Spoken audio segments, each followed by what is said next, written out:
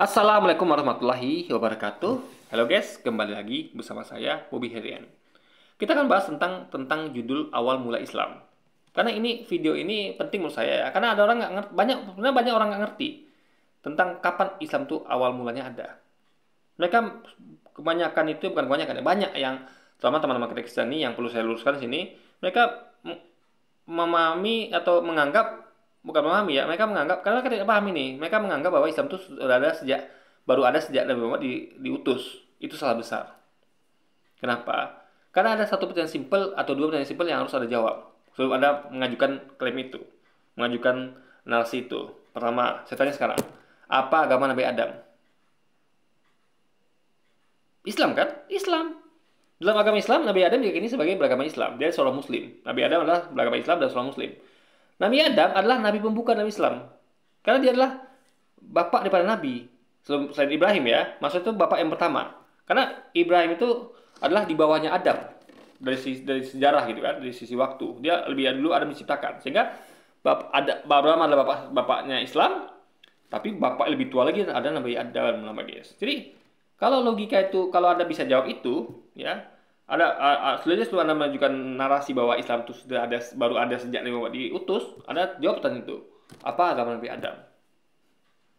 Anda suka nggak suka, mau nggak mau akan menyebut nama Nabi Adam adalah Islam. Artinya Islam sudah ada sejak manusia pertama diciptakan itu Adam. Itu awal mula Islam.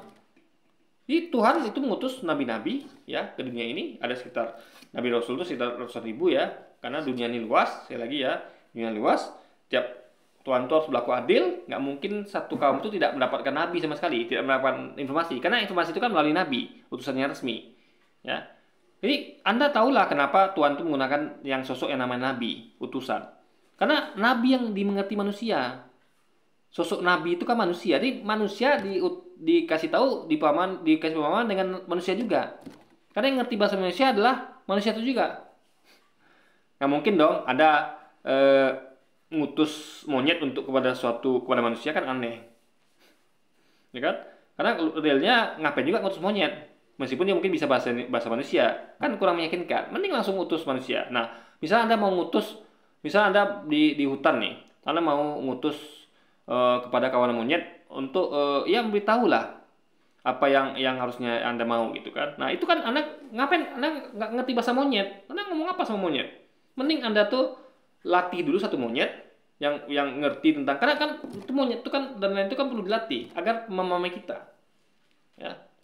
Sehingga kita bisa lepas dia ke sana dengan memberitahu, jadi monyet itu adalah pembawa pesan kita bahwa kita tuh maunya begitu, sampaikan monyet itu gitu kan. Jadi logislah Tuhan mengutus kepada Nabi yang berupa dari bangsa manusia juga untuk menyampaikan kepada manusia. Nah, itu kan. Jadi sekali lagi dunia ini luas ya, dan periode itu panjang sejak Nabi Adam dan Nabi Muhammad. Jadi makanya Nabi itu ada ratusan ribu, dan ini masuk akal. Dulu nggak ada Google guys, ingat. Jadi kalau sekarang saya sampaikan informasi cukup lewat konten aja. Misalnya saya buat judul Islam awal mula. Ini insya Allah kalau ditonton banyak orang akan sampai pesan ini. Oh, Islam itu ada sejak awal Nabi Adam diciptakan. Ya, jadi nggak perlu repot-repot ke zaman dahulu. Dulu kan Anda tahu lah. Anda belum nggak ada HP, nggak ada komputer, nggak ada internet segala macam. Anda ngomong di HP gini, siapa yang nonton gitu? Anda harus cari manusianya. Anda menyampaikan informasi ke selain Anda ya, Anda cari manusianya. Dan manusia itu sebar seluruh dunia. Nah, jadi makanya wajar diutus banyak nabi. Wajar guys, masuk akal. Karena kalau gitu Tuhan tidak adil.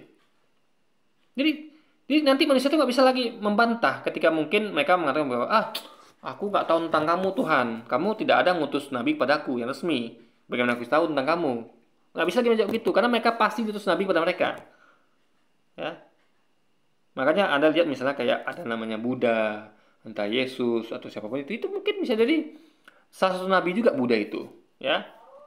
Karena nabi itu ada 147 ribu, 100 ribu lah, saya lupa juga persisnya, tak berapa itu guys. Jadi bisa saja namanya Buddha, bisa jadi.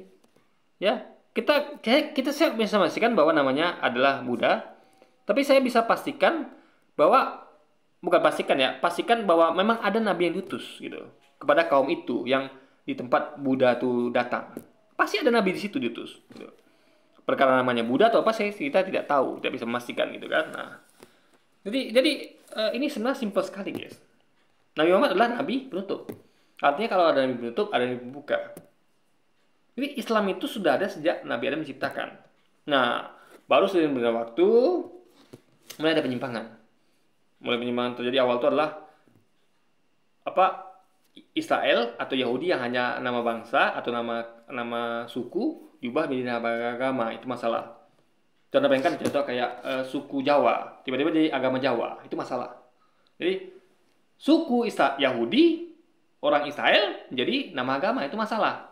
Karena itu adalah buatan manusia.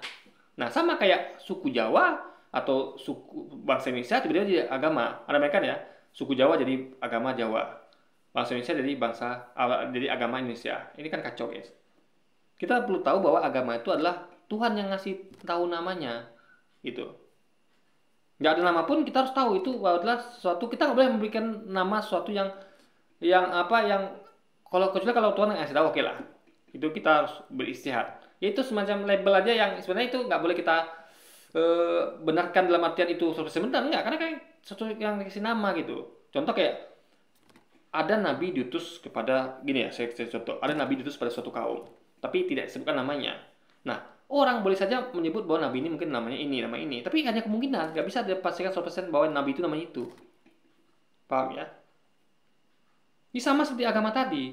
Mungkin dia kasih label, oke lah agama Yahudi. Tapi dia nggak boleh memastikan, dalam artian sama orang kayak tadi. Dia nggak, nabi ini kasih tahu siapa nama orangnya nih. Dia hanya boleh pakai menggunakan kata mungkin. Mungkin agama itu agama Yahudi. Nah, atau mungkin agama itu agama Kristen. Karena Kristen itu bahkan lebih jauh lagi ya mengambil itu. Karena gini, kalau Yahudi adalah nama suku, kalau Kristen bukan nama suku, bukan nama bangsa. Tapi Kristen itu adalah pengikut Kristus, ya. Jadi sama kayak misalnya kayak ada orang Nabi Muhammad itu namanya agamanya dikasih sesuai dengan nama Nabi Muhammad. Jadi ada orang zaman sekarang nih, jadi gini, Anda bayangkan ya, Kristen itu kan tidak ada di awal mula, ketika Yesus diutus nggak ada. Kristen itu baru ada di Antioquia. Jadi sekitar 300 tahun setelah Yesus pergi baru murid itu disebut sebagai Kristen di Antioquia. Nah, artinya Anda bayangkan sekarang Islam itu ya, itu awal Nabi Muhammad itu diutus itu tidak ada nama agama namanya misalnya adalah agama namanya pengikut Nabi Muhammad, nggak ada. Misalnya Muhammadim misalnya, nggak ada. Tiba-tiba ada, nah, itu masalah, guys. Ya, membuat anggaplah dulu tidak disebut oleh Tuhan namanya Islam, tapi nggak boleh juga Anda memastikan bahwa nama agama adalah Muhammadim, gitu.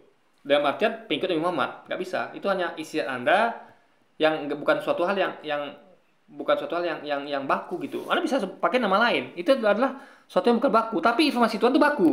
Ketika Tuhan sudah membeli nama yaitu agama Islam, harus pakai itu. Suatu nggak bisa ditawar lagi, karena Tuhan yang memberikan nama. Tapi kalau kita kasih nama bisa baku. Makanya ada agama Katolik, Protestan, Kristen, Evangelis. Kayak itulah, karena nama itu mereka buat sendiri. Kalau kita ada nggak agama selain Islam? Nggak ada. Maksud tuh agama Islam yang nama lain nggak ada. Paling adalah semacam label lanjutan, yaitu Islam Ahmadiyah, Islam NU, Islam Muhammadiyah. Jadi tetap Islam, tapi ada label belakangnya. Jadi mix antara informasi Tuhan dengan buatan manusia. Masih mending. Ini betul-betul murni dari buatan manusia, yaitu Yahudi dan Kristen, gitu guys. Tidak ada Tuhan sebut bahwa agama mereka Yahudi dan agama mereka adalah Nasrani atau Kristen, nggak ada. Mereka disebut sebagai umat Yahudi dan umat Nasrani atau suku Yahudi dan itu saja. Bahkan mereka disebut sebagai umat Nasrani oleh Tuhan, gitu kan. Itu pun bukan Tuhan sebut mereka, Tuhan yang ngasih label, tapi memang mereka yang memberi label itu pada mereka sendiri.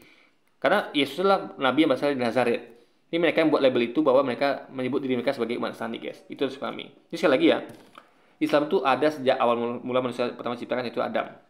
Itu poinnya. Jadi salah besar kalau Anda menganggap bahwa Islam itu ada sejak Nabi Muhammad itu diutus. Karena Nabi Muhammad adalah bukan nabi pembuka, tapi nabi penutup. Suatu yang menutup berarti ada pembukanya. Ya. Kapan awal mulanya? Sejak Nabi Adam. Makanya pertanyaan simpel kalau Anda memberi narasi bahwa Islam baru ada sejak Nabi Muhammad adalah tanyakan pertanyaan simpel ini. Apa agama Nabi Adam? Apa status dia?